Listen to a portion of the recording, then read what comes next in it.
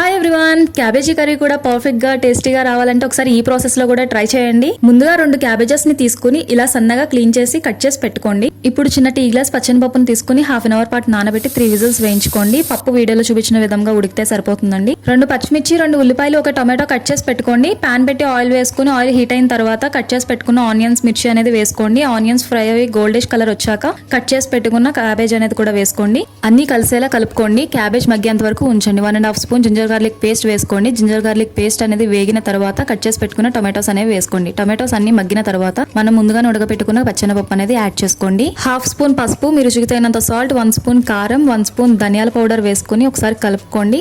మంచి స్మెల్ కోసం నేను కరివేపాకు కూడా వేస్తున్నాను. ఇవన్నీ ఫ్రై అయ్యేంత వరకు ఉంచుకుని ఆ తర్వాత ఇప్పుడు టీ గ్లాస్తో ఒక 3 గ్లాసెస్ వాటర్ అయితే వేస్తున్నానండి.